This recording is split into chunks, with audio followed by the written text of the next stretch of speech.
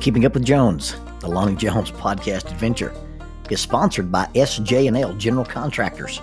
SJ&L General Contractors is licensed in both Alabama and Tennessee. This family-owned business provides mass grading, storm drainage, sewer and concrete improvement, asphalt paving, erosion control, demolition, and heavy hauling. If you're in need of any of these services, you can contact them at 931-433-4660. That is 931-433-4660. If you'd like to be employed by this family-owned company, 3 W's and a dot, sjnl.com, www.sjnl.com.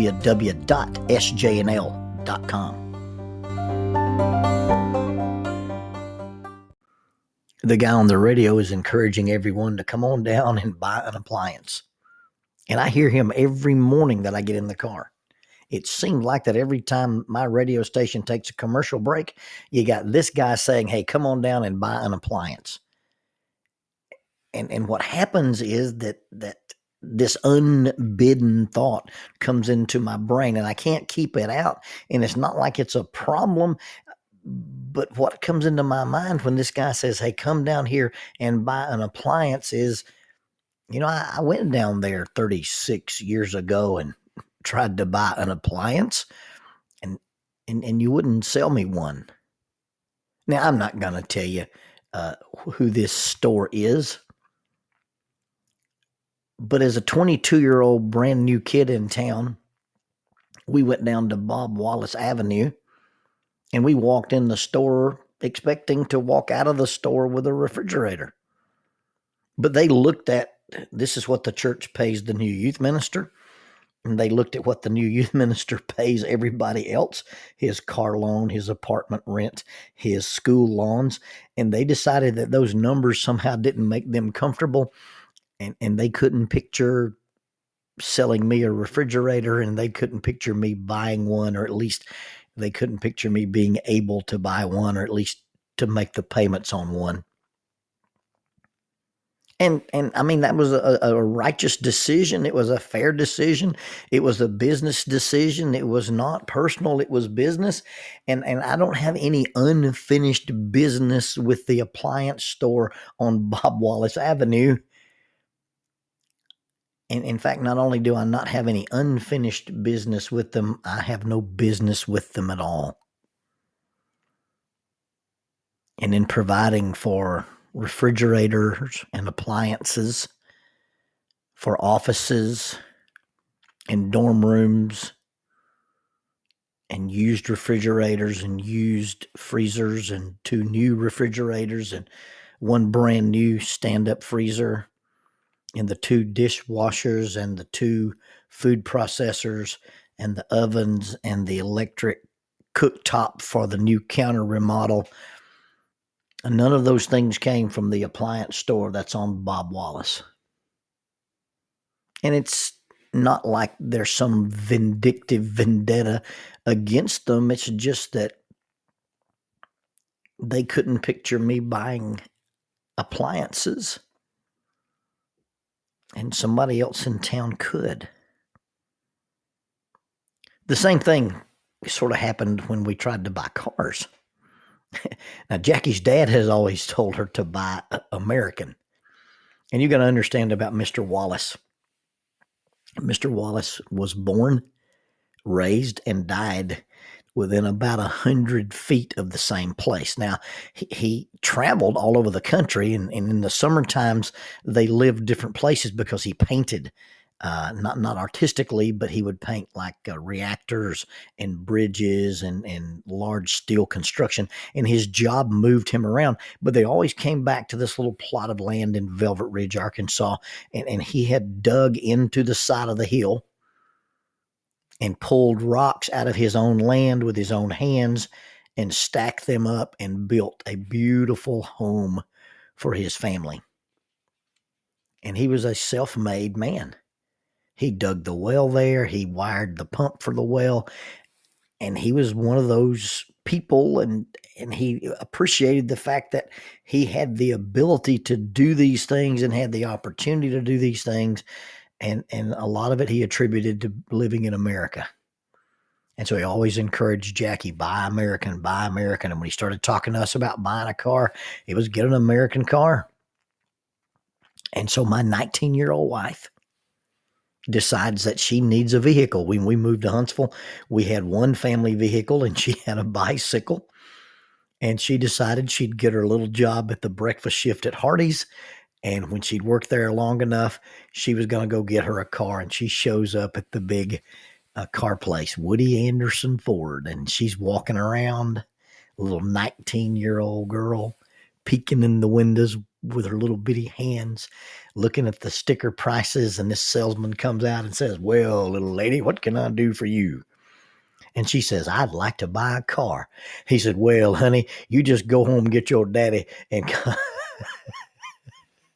Oh, my. You probably felt the vibrations and didn't know what you were feeling back in those days. She put those tiny little hands on those hips, and those sapphire blue eyes blazed at that man. And she told him, I am a grown woman. I am married and I have a job. And she came home and was mad and she fussed at me. Why, the nerve of him. And you could bring it up to her today and she will still get mad. He couldn't picture selling this little girl a car without her daddy. And so we bought a Toyota. And over the years, we've continued to buy Toyotas. Now, her Grammy Jack's mobile is not a Toyota. She's got a little higher end SUV that's a hybrid, and that had some specifications that we couldn't find in the model that we'd been using. But it was just one of those things, again, where he couldn't picture selling this little girl a car, or he couldn't picture her having the resources to buy a car. But someone else could see that vision. Someone else could see that picture. Now, I don't want you to think that I'm mad at anybody. I understand those kind of decisions. There was a time when I couldn't picture myself buying any of those things. I remember not going to restaurants with my friends when I was in college because I knew I didn't have the money to eat and I was too ashamed to ask them. I remember standing in a line with a basket full of art supplies, acrylic paints, oil paints, watercolors, brushes, paint palettes, palette knives, all the things a young artist needs to have. And the amount of things that I was buying, it wasn't like cheap, but it wasn't one of those things that was just devastating either. And I remember the price being rung up and I paid for the art supplies, and unbidden had just a little bit of a tear roll out of my eye. And Lonnie Beth, the art major, looked at me and said, Dad, I'm sorry. I'm so sorry it cost so much. And what she didn't realize is that I wasn't crying because I was having to buy art supplies. I was crying because I could afford to buy art supplies. You see, as a student at Harding University in my freshman year, I was a double major in Bible and in art.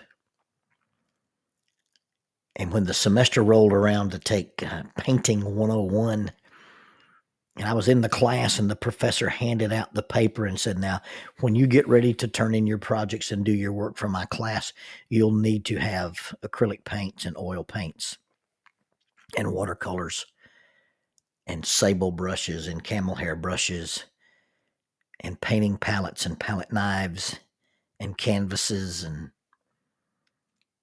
I couldn't picture myself buying those things.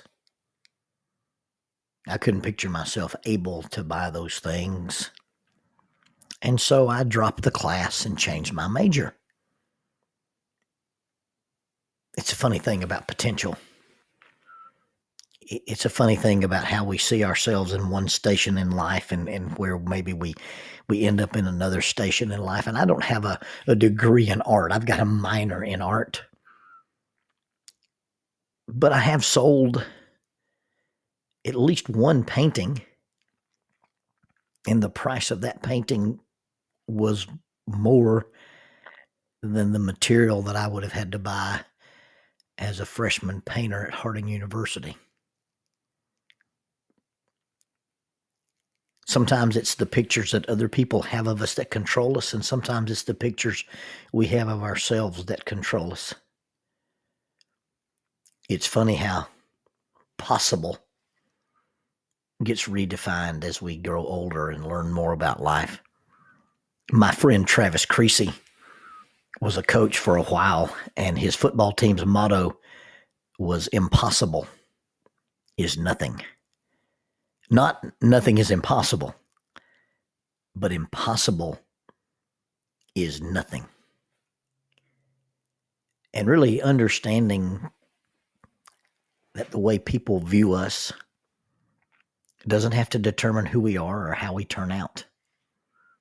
Just because this person doesn't believe you can, or just because this person believes you can't, it doesn't mean there's not somebody else out there that can't see a picture differently than that. We see ourselves against a backdrop of the things that we've heard people say about us. We see ourselves in the backdrop of things we say about ourselves. And I'm afraid sometimes that's a skewed picture. I'm afraid sometimes we look at those evaluations, and because we think somebody else can't picture it, we don't picture it ourselves.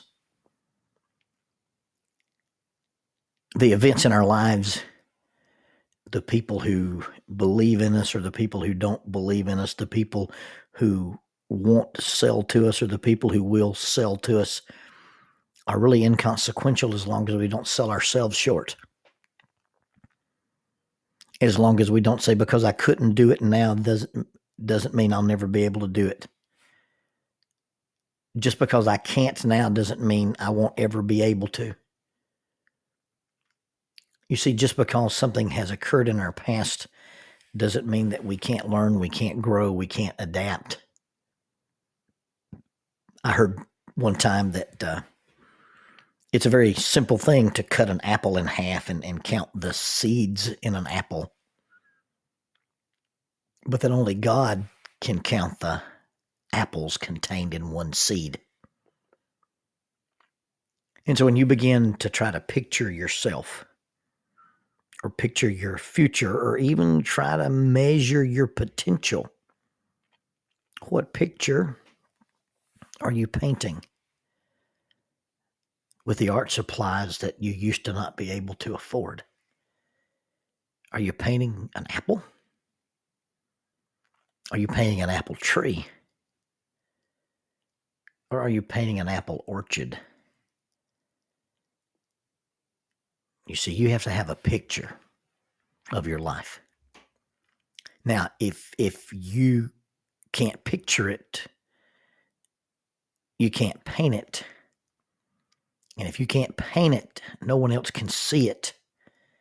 And if no one else can see it, it may not come to life. But as you gather, it doesn't have to happen overnight. It doesn't happen in one step, but you gather your supplies. You choose your paints, you choose your colors, you choose your brushes, and you have your vision.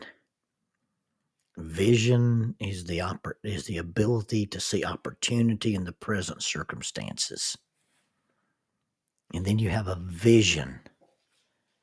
And then you start putting lines and layers and hues and colors. And all of a sudden, this thing no one else can see, but you could see, begins to take shape. And you paint the picture on the canvas that is your life. In order to have that picture complete, and in order to complete your picture, it's really not about how other people see you, but it's really about how you picture yourself. And the greatest mistake that we make is that we buy what other people are selling and we sell ourselves short. And it's not that we don't have the art supplies. It's just we never start the painting.